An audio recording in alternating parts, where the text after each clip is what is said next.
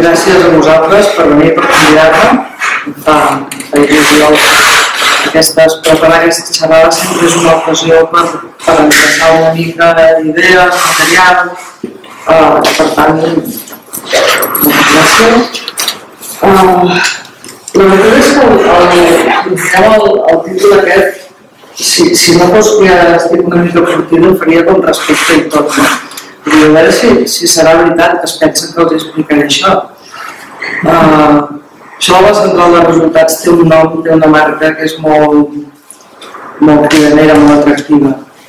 El que passa que a mi m'agrada mirar-ho amb una mica d'ironia i pensar que gràcies a la marca podem fer algunes coses, però que ningú esperi trobar el que podria pensar que hi ha una definició d'aquesta magnitud. Jo us explicaré què és fins ara, fins on ha arribat això de la central de resultats, perquè ho conegueu, perquè ho podeu emprar, la majoria de vosaltres crec que ja ho coneixeu. Però també m'agradaria que us quedéssiu amb una idea. És a dir, això dels indicadors, que és una moda que jo espero que vagi passant en altres modes, estem com contaminats d'indicadors. Tot ho volem resoldre a base d'indicadors. Els indicadors estan molt bé, però el que està més bé és conèixer els fenòmens. Llavors, el que jo us voldria transmetre és que s'ha d'anar molt alerta a l'hora de fer indicadors i que tot el que tenen de potents segurament ho tenen també de perillosos si no es fan servir bé. Si al final d'aquesta sessió vosaltres heu quedat amb aquestes dues idees, em donaré per satisfeta. A partir d'ara em podem interrompre per preguntar, per opinar, pel que vulgueu.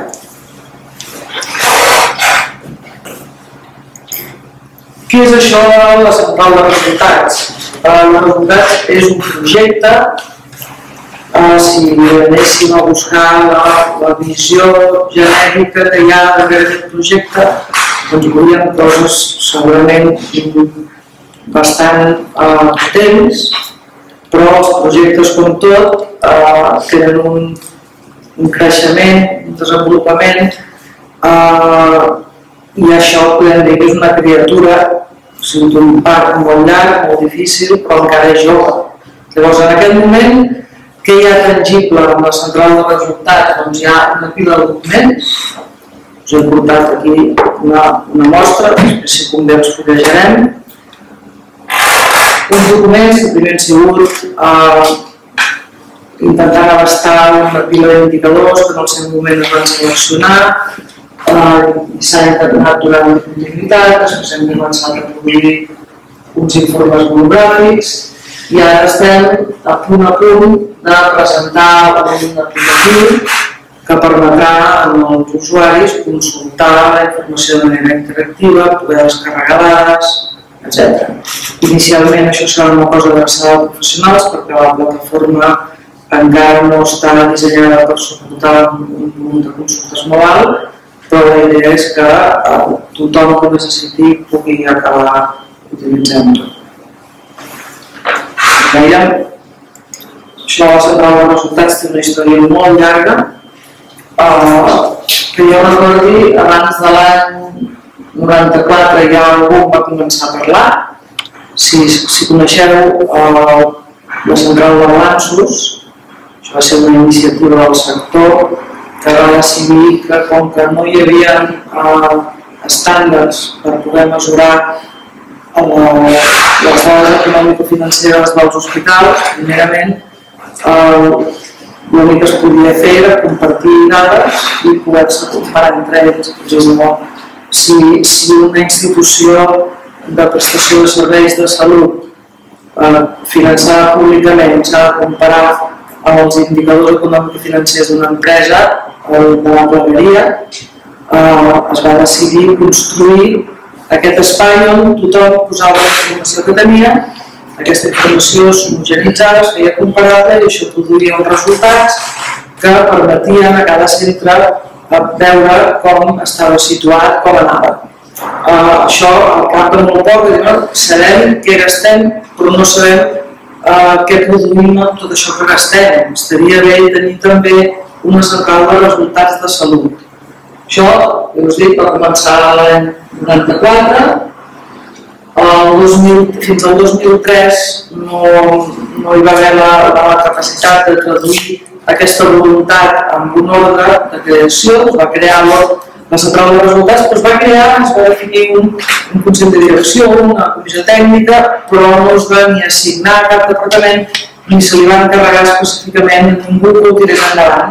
Per tant, això va seguir latent fins al finals del 2008, 2007-2008, va començar a concretar-se, se li va encarregar a una unitat del Servei Català de la Salut que ho tirés endavant i allà es va fer un document fundacional, per dir-ho d'alguna manera, on hi havia els principis, les voluntats, els objectius, com es treballaria i una primera celebració d'indicadors, i a partir d'aquí han anat passant coses més sovint i en el moment que ens trobem ara, diguem que d'entrada hem aconseguit que la dotació de recursos humans es pràcticament tripliqués, passant d'una persona a gairebé 3.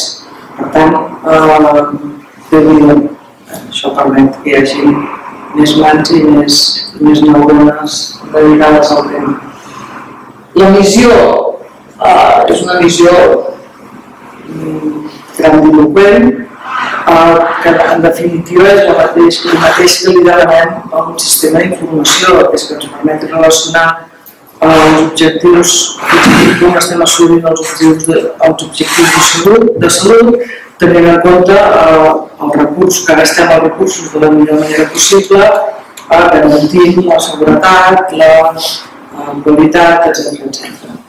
Això després es concreta en uns objectius concrets i des de l'any passat una cosa que havia sigut perseguida durant temps i que no hi havia de desembossar, el discurs de la transparència s'ha traduït en fer públiques unes dades que fins llavors estaven bastant sota clau,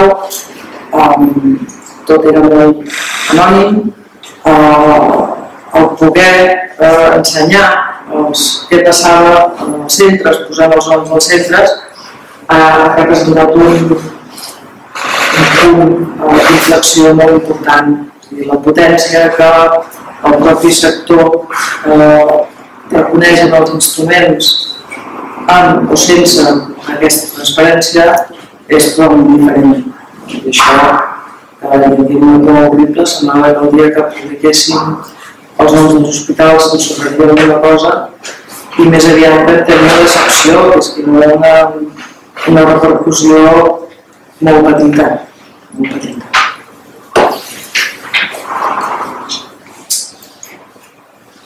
Què pretén, quines preguntes pretén respondre la central de resultats?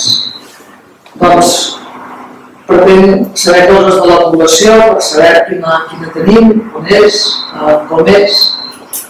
Hem de saber quin estat de salut té. Hem de poder respondre també quins recursos tenim i on els tenim. Hem de saber si l'accés als serveis és equitatiu o no. Hem de saber si la provisió de serveis es fa amb qualitat, si es fa amb eficiència, si s'aconsegueix la satisfacció dels usuaris i si finalment hi ha un impacte o no en salut i tu creiem una altra vegada començant. Per tant, els indicadors amb els quals es concreta la tasca de la central de resultats van adreçats a contestar aquestes preguntes. Què ens permeten aquests indicadors? Ens permeten 3 grans nivells d'anàlisi.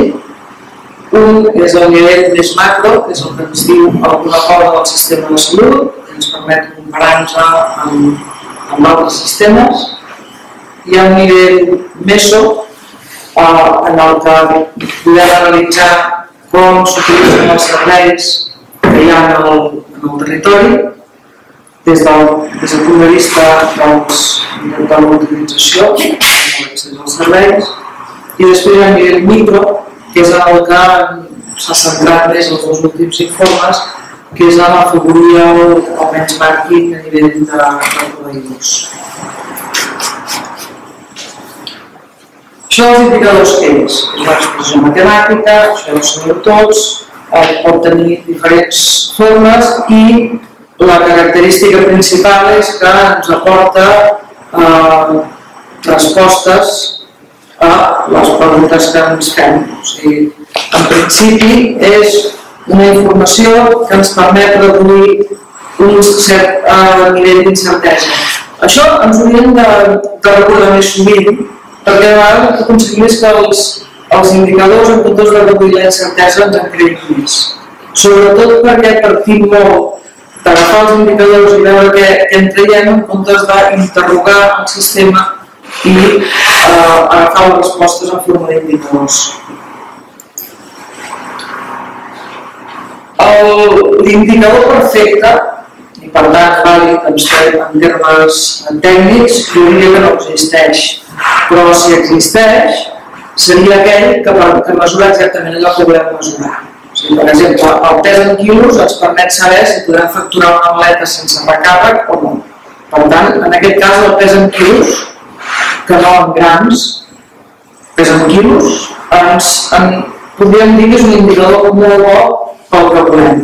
Aquí no estem jutjant si el pes és bo o no. Estem jutjant si el pes per pesar una maleta que ha de facturar en un avió ens és útil o no. En aquest cas, estaríem parlant que és un molt bon indicador. He intentat posar bastants exemples que no siguin del món sanitari, que de vegades fa més fàcil incorporar els conceptes. La veritat és que m'ha costat molt trobar-ne algun que de veritat fos quasi perfecte. Jo diria que si n'hi ha algun, jo no el conec, en tot cas després podem veure si som capaços de rescatar-ne algun que compleixi aquestes condicions. En general el que ens passa és que hem de relacionar un concepte teòric, normalment molt qualitatiu, i l'hem de relacionar amb una dada o amb una combinació de dades que es produeix un sistema d'informació amb les avantatges i inconvenients que tingui, i a partir de tot això creiem un indicador, un flash, una visió, una fotografia ràpida d'aquest concepte teòric o d'aquest fenomen que ens convé analitzar. L'índex de reclamacions s'utilitza moltes vegades com a indicador indirecte de la qualitat d'un servei, és a dir, si la gent no es queixa, deu ser que està contenta. Ara, ja sabem que segurament no és un mal indicador, però s'ha de ser conscient que no tenir queixes no és sinònim d'estar prestant un servei de bona qualitat. Per tant, és important sempre intentar veure què hi ha, quin és el fenomen, quina és la pregunta. La pregunta no és quantes reclamacions tinc, la pregunta és estic prestant un bon servei i els que el reben el perceben com a bo.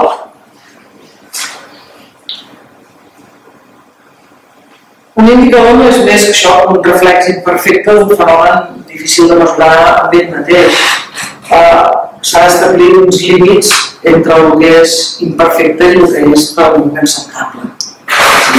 Això, si féssim amb un exemple una mica extrem, és a dir, si volem avaluar la bellesa d'un conjunt d'aspirants amics, no els demanarem una foto de carnet feta amb un fotomatògraf de correctivitat.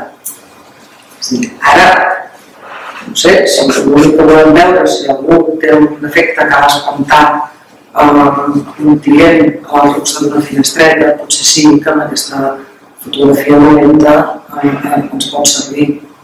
El dolent és la fotografia de carnet? No. El dolent és fer-la servir per una cosa que no toca. I això, moltes vegades hem de ser conscients de tot això que hi ha darrere dels indicadors. L'altra cosa és que molt sovint tenim indicadors que s'han de fer servir. És a dir, veure un indicador sense conèixer l'indicador i sense conèixer el fenomen és bastant complicat.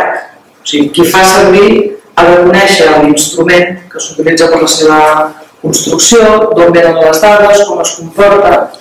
I en general tenim una visió bastant plana de hi ha indicadors que com més millor, hi ha indicadors que com menys millor. Dius, ostres, i què passa amb l'índex d'ocupació hospitalària?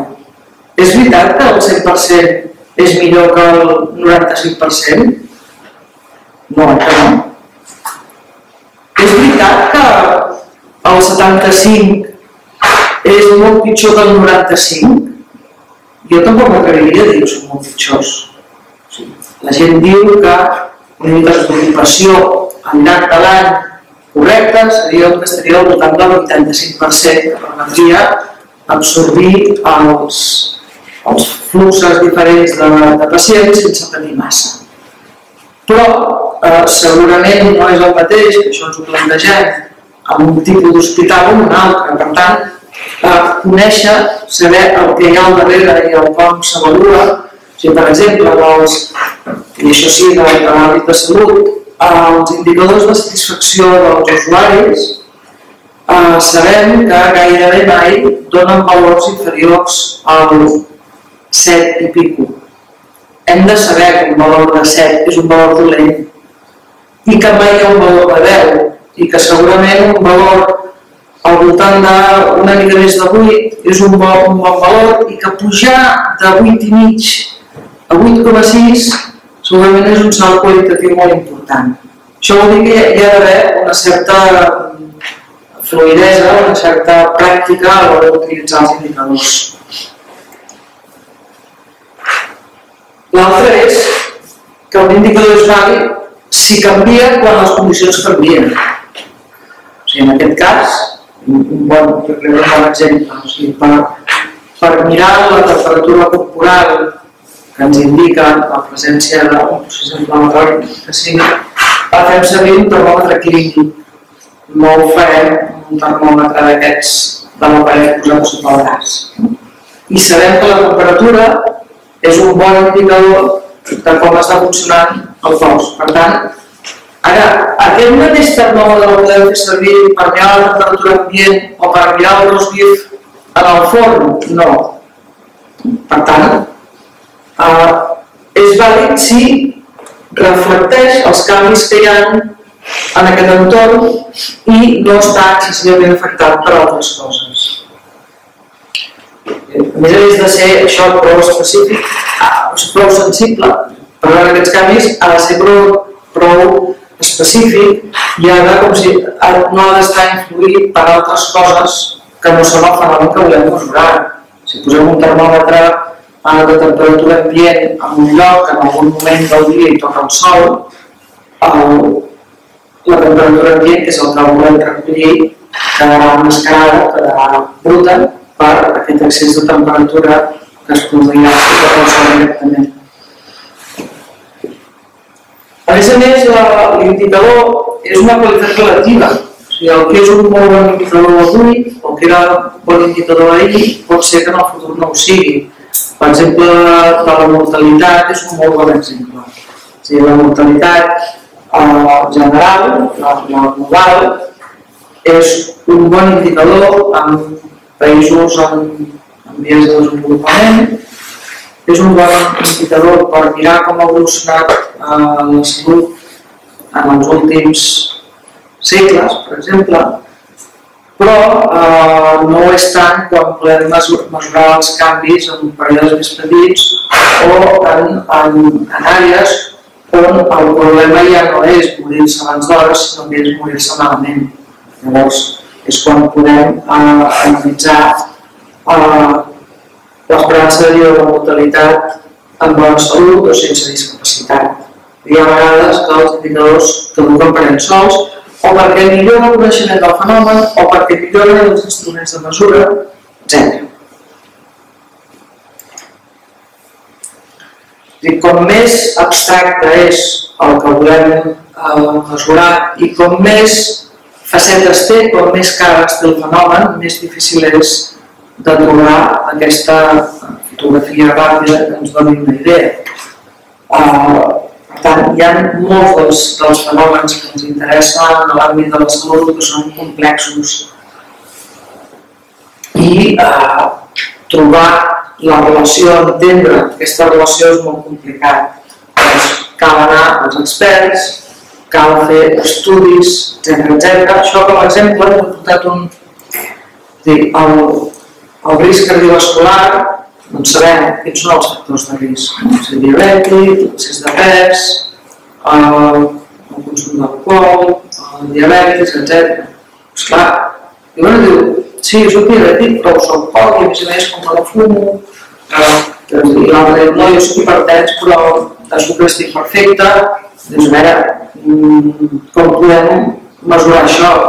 La feina que hi ha al darrere de les taules de Framingham, que suposa estar mirant diverses variables, combinant-les per acabar produint una taula com aquesta, en la qual, si jo soc una dona sense diabetis i tinc aquesta edat i tinc aquests factors de risc, el meu risc és més alt, més baix, i això ajuda a decidir si s'ha de tractar alguns nous condicionants o els factors de risc.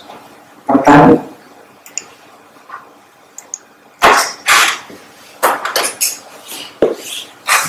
us ho faig complicat, que sí? Aconseguirem, no que veieu que és complicat, això els indicadors. L'altra cosa és que un indicador per ser útil ha de ser acceptat, o sigui, ha d'estar acceptat pels que el fan servir, o sigui, ha d'haver un llenguatge comú en el que tothom estigui d'acord. Ara jo vindré i el mesuraré per tal cosa. I no, escolti, és que jo no vull, perquè això no crec que reflecteixi el que... Doncs això es negocia, es pacta i s'arriba a coses com que l'IPC interanual serveix per revisar el cost dels lloguers. Això és just. O sigui, l'IPC global és un bon indicador de com evoluciona el preu de la vivenda? No, segurament no. Però és una cosa fàcil i tothom està d'acord en fer-ho servir.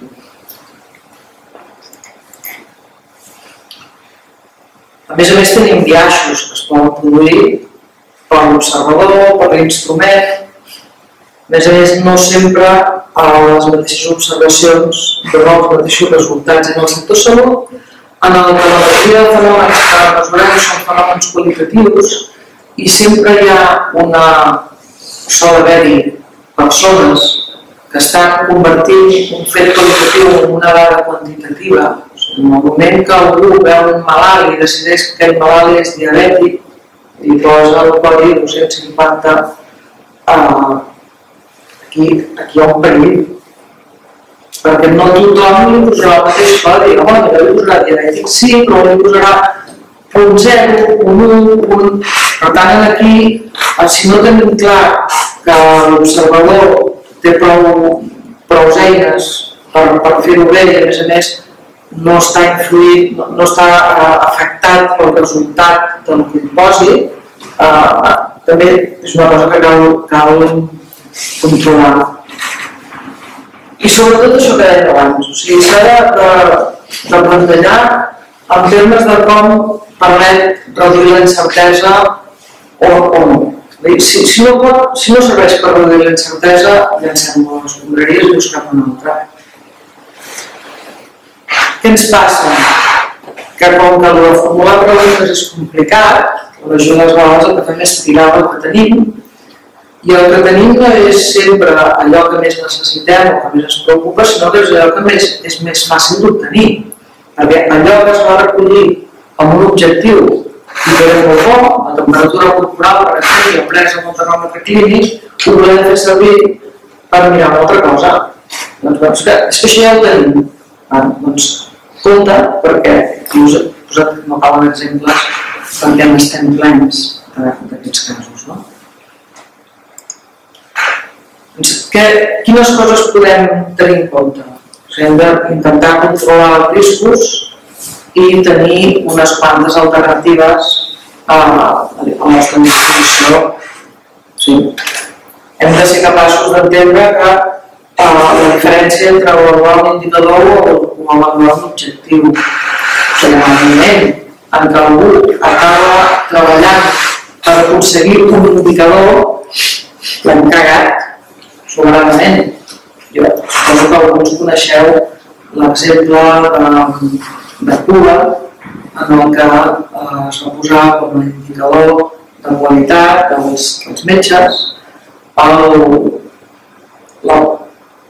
la morbimortalitat perinatal. I si al metge se li morien criatures o se li moria una mare o tenia problemes, li queia el pèl. Els metges anaven perseguint a les prenyades perquè es portessin bé, perquè el que buscaven no era una bona qualitat de materno-infantil, sinó que el que estaven era perseguint aconseguir l'objectiu. Això passa també quan hi ha centres on, si a mi m'avaluaran si he fet el consell antitabàquic com a indicador indirecte del control dels factors de risc cardiovascular, la prevenció del càncer o el que sigui, jo puc acabar allò. Escolta, fumar és molt dolent. Apunto que he fet consell antitabàquic. L'objectiu no és apuntar al consell antitabàquic, ni tan sols donar-lo. L'objectiu és aconseguir que la gent conegui el problema i intenti resoldre.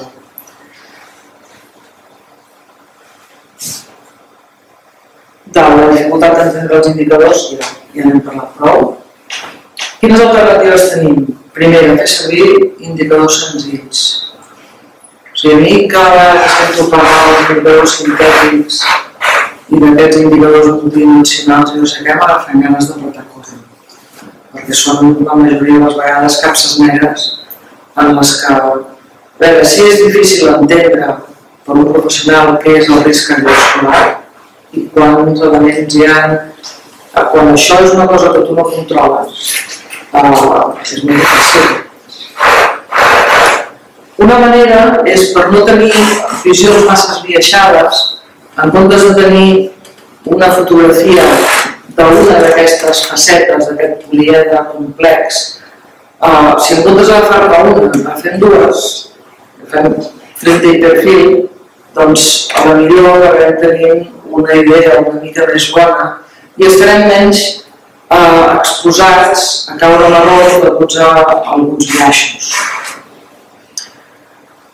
I l'altre és ser conscients de com utilitzem les fonts d'informació. O sigui, és molt ràpid fer servir informació secundària, informació que hi ha en el sistema per diferents objectius. I és molt més fàcil que anar a generar sistemes d'informació primaris, o sigui, que van només a mesurar i a buscar la informació que ens interessa. Però hi ha una qüestió d'eficiència que també s'ha de tenir en compte. Per tant, si som capaços d'ensenyar aquestes dues maneres d'obtenir informació, segurament també estarem evitant alguns riscos.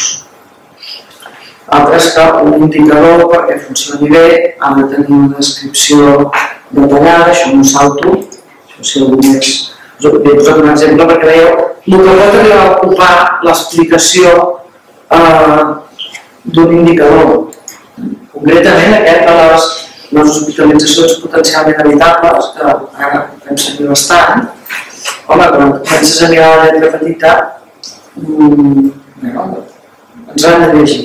Això, per exemple, amb els informes, amb els primers informes que es van fer, cada indicador, a part d'explicar els resultats, s'explicava també la metodologia. I això segueix estant penjat perquè qui vulgui pugui anar i veure com està fabricat aquest indicador. Al final, quan volem començar a fer servir l'indicador, hauríem de fer una mena d'examen, un test. És a dir, la mesura que volem mesurar és sensible a identificar els canvis en l'espai i en el temps, permet fer comparacions, resulta fàcil de recollir, manipular i entendre, les dades que alimenten són exhaustives de qualitat, pot estar disponible un cost raonable o es té quan es necessita Jo diria que, en termes generals, si un indicador contesta que no a alguna d'aquestes preguntes, pràcticament el podríem despreciar. A la pràctica, més o que no ho fem, perquè ens quedaríem gaire sense res, però sí que està bé, abans de començar a fer servir un indicador, plantejar-se aquests elements. Tornem a on està. Al principi dèiem, ja sabem de la qualitat. És a dir, primera pregunta, què és la qualitat? Qualitat, si ho busqueu al diccionari, al·lucinareu. O sigui, per tant, al final, jo crec que més o menys tenim en el cap de què estem parlant. N'hi ha moltíssimes. La idea, en resum, és que és fer les coses ben fetes. En principi, quan va sortir, es va posar la moda, això per tant, anem molt per modes, tenir la moda de la qualitat total. La moda de la... O sigui, molta gent es va començar a guanyar la vida amb això de la qualitat. Dius, escolti, la feina es dona per suposat que s'ha de fer ben feta, no? O sigui, ara hi ha feina de qualitat i feina. No, hi ha una de sol, no? És a dir,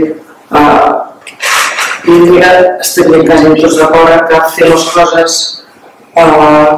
que toquen ben fetes seria una possible definició de qualitat. Però quan apliquem això als serveis o a la salut, en aquest cas més als serveis, podem concretar més aquestes preguntes. És a dir, aquesta dimensió més complexa podem anar-la desmuntant amb cares, és a dir, funciona més efectiu, fa més bé que mal, hi ha maneres millors de fer el mateix que costin menys, el cost d'oportunitat és important, tothom assoleix allò que vol sense fer un esforç diferent per aconseguir-ho. És a dir, aquest tipus de coses, i sabeu que la variabilitat és el pa de cada dia, aquest moment difícil és trobar un fenomen que no tingui una variabilitat bastant gran. Per tant, tot això serien, com si diguéssim, diferents dimensions de la qualitat.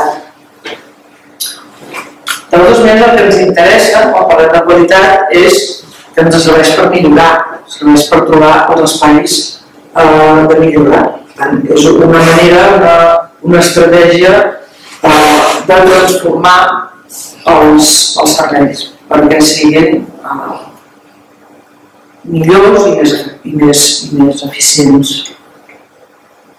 Per tant, tornem. O sigui, al final la idea és que hem d'anar desmuntant les preguntes, perquè si no pot passar que, bé, per exemple, per què és important el percentatge de cesàries? Quina pregunta? Algú s'atreveix a fer una hipòtesi? D'entrada és un indicador que és el metge que acaba decidint el moment del part. És l'indicador brut és més rellevant a la cesària.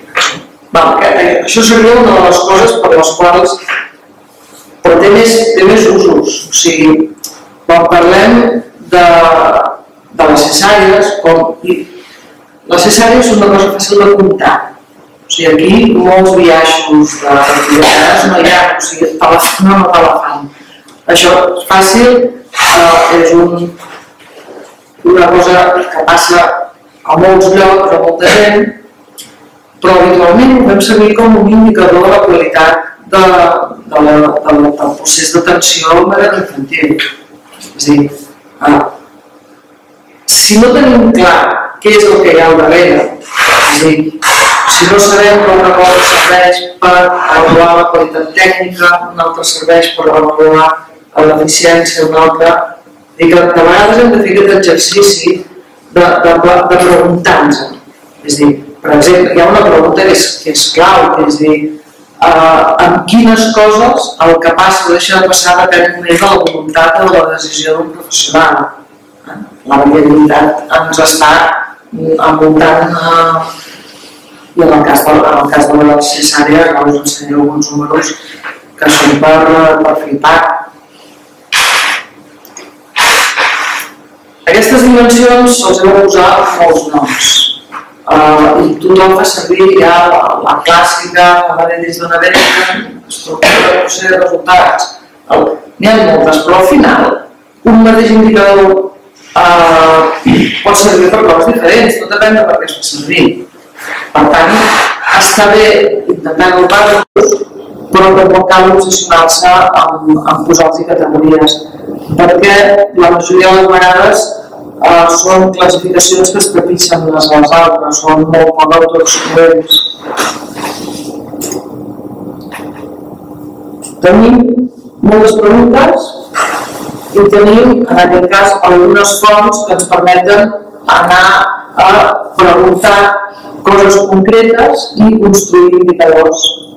I això són algunes de les que hem fet servir per elaborar aquests informes i també per produir els exemples que ara us ensenyaré. El CDD és segurament una de les fonts de dades més conegudes i més potents de l'àmbit, sobretot de l'atenció especialitzada. Ara hi ha una eina que estan fent servir molts professionals que col·loquialment en el músic, que treballen indicadors ajustats, per a les operacions, l'impacte, etc. Però tenim un registre d'infeccions nosocomials que produeix la seva informació, tota la informació que ve de la prescripció farmacèutica, que és una informació molt rica tant des del punt de vista de la despesa com de qualitat. Tenim l'avaluació dels contractes, que potser no és tan potent, però és una font molt exhaustiva. També els processos d'acreditació i autorització de centres, que també ens diuen coses. Tenim la central de balanços. Podries explicar l'avaluació dels contractes i l'acreditació de centres també? Sí. Els compradors de serveis, en aquest cas el Servei Federal de la Salut, contracta les entitats proveïdores perquè a través de les seves unitats productives, això és terminologia específica, produeixin una sèrie de serveis per a una població determinada. Llavors, aquest procés de compra, jo torno uns diners perquè tu facis un determinat servei, es concreta en un contracte. I aquest contracte, a l'hora de jo em comprometo a fer això i a l'hora de jo em comprometo a pagar-te això, i al final com sabrem que s'ha fet el que s'havia de fer? Doncs, perquè establim una sèrie d'indicadors de seguiment del contracte. Si tu has fet més activitat de la que contracte, has fet menys, ho tindrem en compte. Si no has fet prou bé, també ho tindrem en compte. Doncs hi ha una pila d'indicadors que venen, per exemple, molt senzill, en el cas de la primària, és el percentatge de la vacunació infantil, la cobertura vacunal. Això és un indicador que surt de l'avaluació del contracte.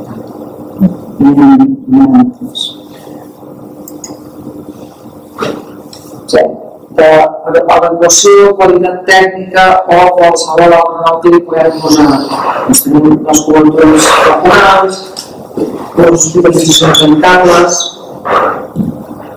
el temps entre la primera assistència i la perfusió, si sabeu, fa anys que estàvem parlant molt del Covid-19, que és un dels processos que s'han implementat en els últims anys que té més èxit, i té molt d'èxit perquè és molt efectiu.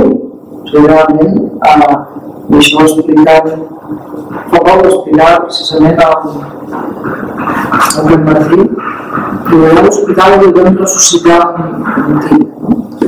Quan alta, mort, i curada i la vam ressuscitar, gràcies al Covid-19. O sigui, vam lograr posar-li el tubo, destapar-li l'artèria que havia ocasionat la falta de risc sanguini en aquell tros del cor i es va recuperar. És vital que el temps que passa entre que es detecta l'infart i que es fa aquesta desembossada de la coronària sigui ràpid. Això és un molt bon indicador de qualitat. el percentatge necessari, ja hem dit, el percentatge de reingressos, el percentatge de complicacions mèdiques i quirúrgiques, la proporció de pacients que estan en tractament substitutiu renal que estan amb un pulmó transplantat i no amb diàlisi, el temps de resposta assistencial de les ambulàncies, el control metabòlic de la diabetis. Això són indicadors de qualitat sobre els quals sabem alguna cosa. Tenim l'evolució de 3 indicadors d'aquests que surten al contracte en el cas dels equips d'atenció primària. Són indicadors que, en general, els indicadors de salut són molt estables. A vegades, quan la gent s'acabava dient que ens falten les dades més recents. Les dades més recents tenen molt sentit quan ha passat una cosa molt diferent que pot explicar que hi hagi un comportament diferent. Si no, el primer que has de pensar quan veus un gràfic que fa una pujada o baixada és que hi ha un error. Perquè gairebé sempre les dades són molt estables. Sobretot quan estem mirant un volum important, estem mirant 363 equips, em sembla, 67, per tant això dona una solidesa molt important. Aquí tenim un exemple de cada vegada. Tenim les hospitalitzacions evitables en taxa, és a dir, quantes hospitalitzacions evitables es generen a cada àrea bàsica de salut, o en el territori d'un equip d'atenció primària, més ben dit. Veiem que hi ha moltíssima variabilitat. I llavors, ostres, els que estan a la franja aquesta alta deuen tenir un problema greu. I també hi ha d'haver què passa amb aquells que estan tan mal. Realment, com a part de la variabilitat déu-n'hi-do. Ens dius, home, això segurament hi ha de veure que la primària estigui atenent molt bé els malalts crònics i eviti que es descompensin i que per tant hagin d'anar a ser atesos a urgències i després ingressats. Però, com que ja n'hem vist de tots colors, sabem que això de les cares moltes vegades es complementen. Què passa si mirem les hospitalitzacions que considerem no evitables? Ostres, és que també hi ha molta diferència. O sigui, si hi ha un equip d'atenció primària, és a dir, l'àrea bàsica d'un equip d'atenció primària que genera al voltant de 40 hospitalitzacions evitables per habitant i any, i un altre que està per sobre de 120, doncs ostres, de mal. Clar, què passa si ara juntem les dues? Les evitables i les no evitables. Doncs veiem que la probabilitat de trobar una àrea en què es produeixin moltes hospitalitzacions evitables coincideix en que també es facin moltes de les hospitalitzacions no evitables. I a veure, podem fer una lectura fàcil, que és dir, clar, que veus que estan molt més malalts que els altres. Home, sí, podria ser, doncs podria ser que hi hagués més unitat hospitalària i que l'hospital estigués més estimulat a ingressar de tot. I si ingressa molt d'una cosa, doncs també acaba ingressant molt de l'altra. Per tant, al tanto, a l'hora de mirar-se els indicadors així un per un. Una cosa semblant ens passa si ens mirem les cesàries. Les cesàries tenen un problema. No és normal que tinguem hospitals que estan a prop del que recomanen l'OMS, que són un 15%. Segurament és una recomanació que a nivell mundial té sentit, a nivell del nostre entorn és una mica massa ambiciosa, però hi ha hospitals que tenen aquests valors. I després hi ha uns altres que tenen uns valors que estan pràcticament al 50. Doncs, ostres, déu-n'hi-do, no? En el moment que jo poso a l'altre eix el nombre de parts, com a mínim parcialment em tranquil·litzo, però que dic, home, aquests que estan amb uns valors tan alts fan pocs parts, per tant, l'impacte que tenen sobre el que passa al conjunt de la població és més petit. I això m'orienta diferents tipus de decisions que he de prendre per corregir-ho. Aquí es veu que de fet és un patró bastant heterogeni. Aquí algú se li suggereix alguna pregunta, això? Aquesta vegada noms la ubicació dels hospitals és un dels factors que diuen que la ubicació i la propietat.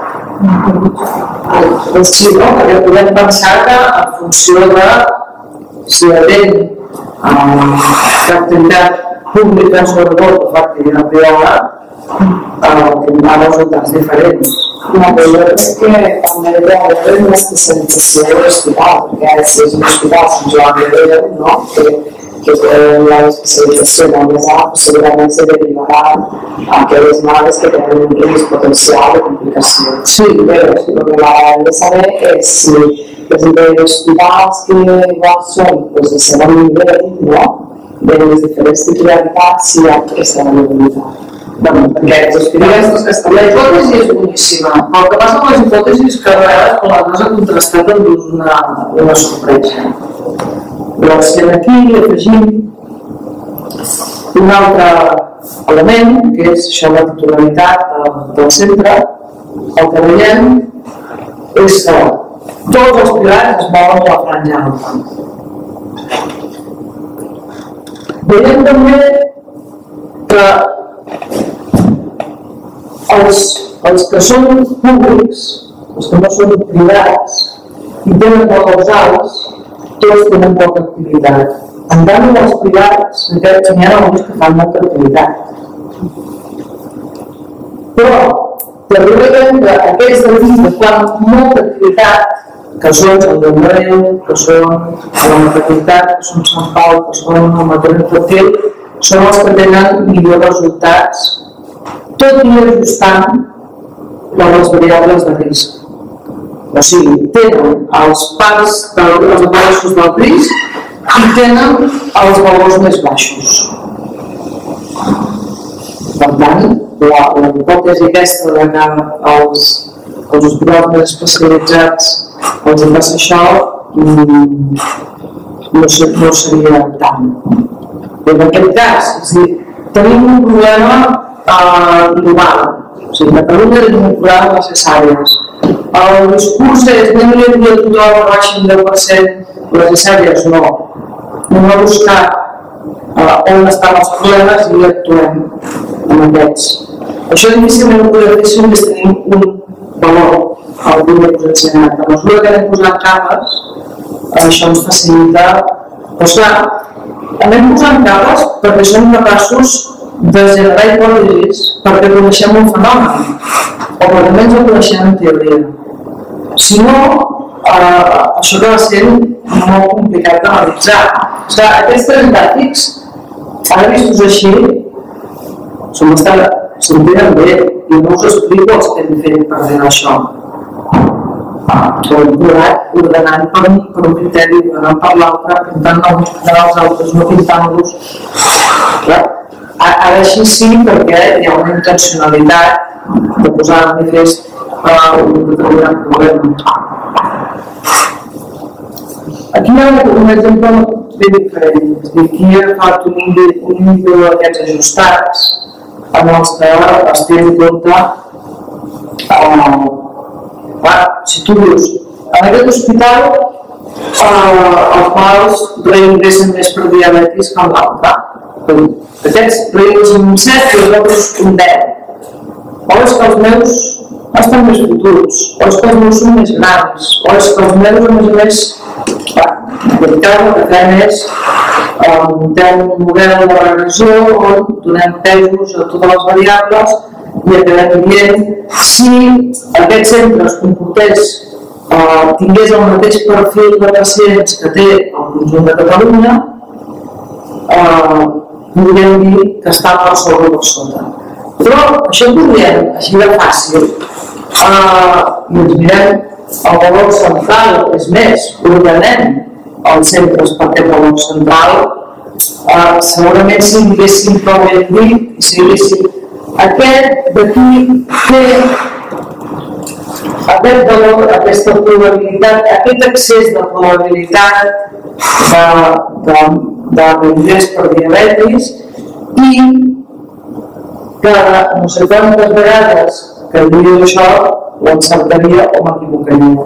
Sabem que si està trepitjant el valor de Catalunya no podem dir perquè tornem al perill de que diguem que aquest és més alt que l'altre, ens equivocarem. Però clar, això si tu no ho saps, o si no t'hi fixes prou, tu no ho dius, ostres, hi ha moltíssimes diferències. En realitat, si mirem plans dels centres, estem totalment a fora d'aquesta línia central, no vull. No n'hi ha cap. No n'hi ha cap que sigui diferent. Que podem dir, ja no que aquest és més alt que aquest, que això com que està estandarditzat pel mètode indirecte, teòricament no ho podem dir, perquè ens trauríem, ens podríem unes orelles de burro. En aquest cas, és una informació que no diu res. És a dir, els reingressos, els reingressos per diabetis es comporten de manera molt semblant a tots els centres, tenint en compte la complexitat i la tipologia de pacient. Però clar, fixeu-vos com, en aquest cas, ensenyar-ho així, tendeix, o sigui, porta a que la interpretació sigui bastant equivocada.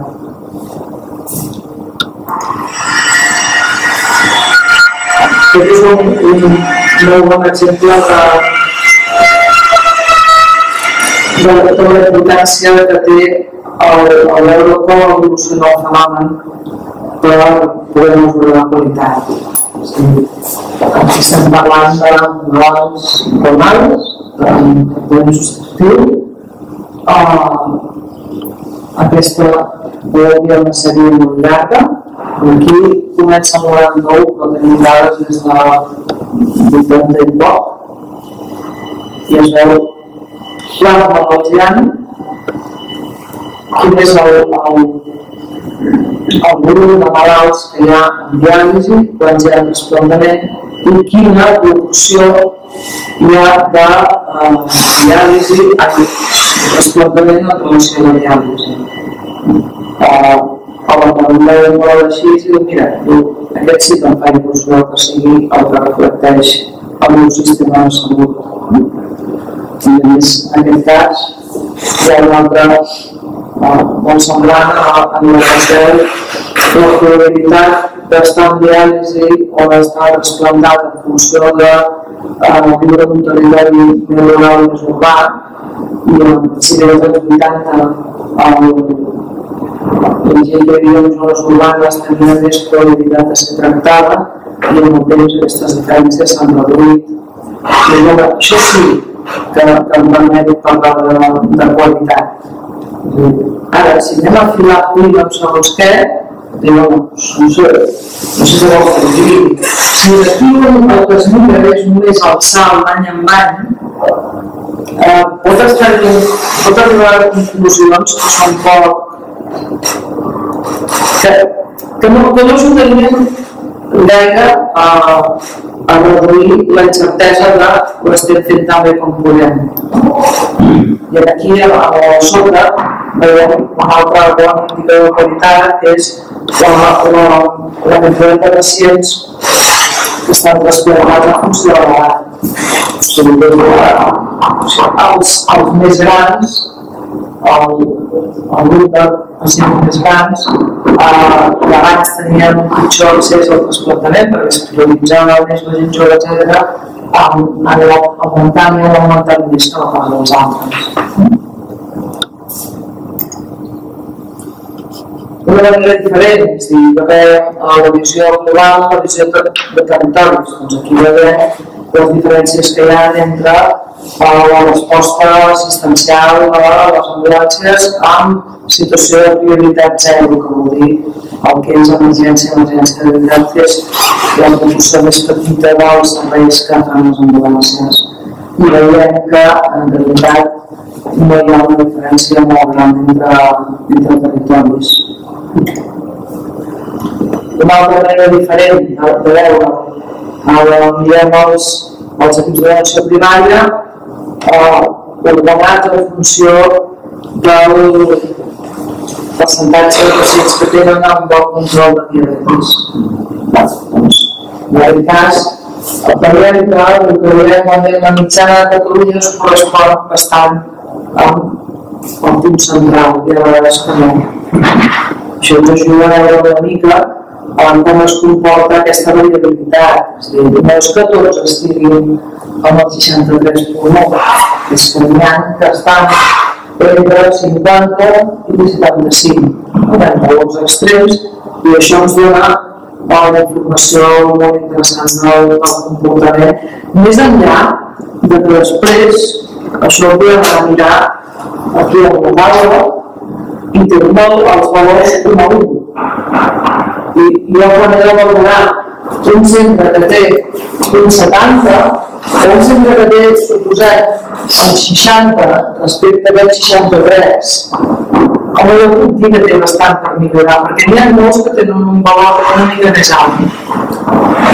En aquest cas, el progrés no és de 0 a 100, sinó que estem movent entre això, 50 i 70.